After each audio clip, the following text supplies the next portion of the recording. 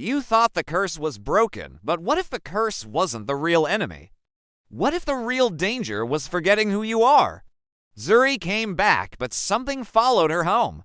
Now, she's about to uncover a secret buried for generations, a truth about her bloodline, her calling, and the power she was never told she possessed.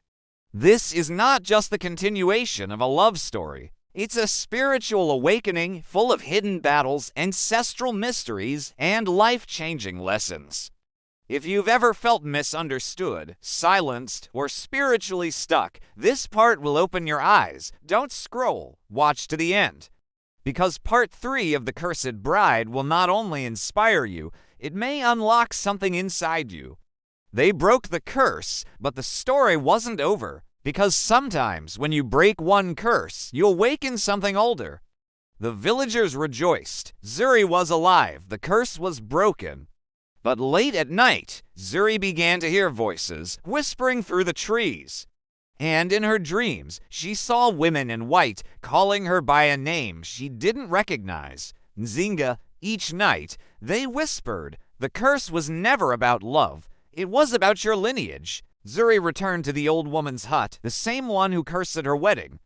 There, she found an ancient scroll wrapped in animal skin, a scroll that carried the symbol of the Watchers of the Flame, women born every 100 years, chosen to carry spiritual fire and guard the balance between the living and the unseen.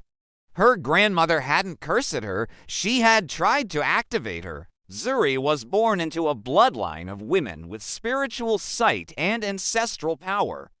But that power was buried for years because of fear, rejection, and silence. The marriage awakened the calling, and now the spirits were waiting. Suddenly, Kofi began to weaken, day by day. He was strong and joyful until something invisible began draining him. Zuri knelt beside him. He whispered, "It didn't end in the cave, something followed us back," and in that moment, Zuri realized the curse didn't break. It transferred. Under the moonlight, Zuri stood at the river of spirits. She lit 3 candles and called upon the names of her foremothers.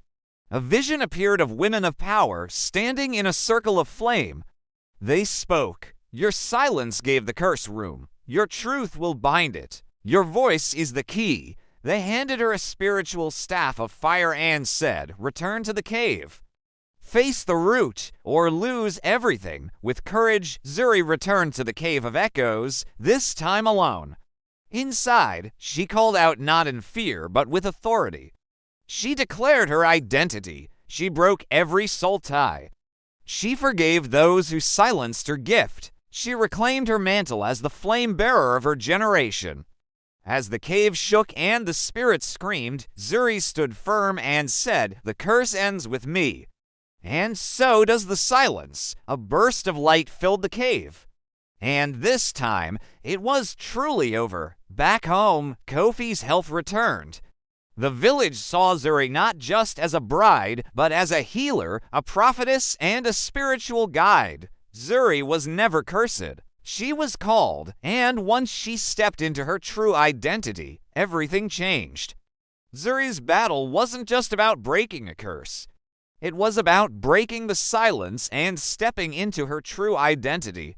She thought she was just a bride, but she was a flame bearer, a healer, a warrior chosen for a generation. The curse didn't end her story. It started her awakening. Moral lessons from part 3. 1. Don't run from your gift. What looks like a curse might be your calling.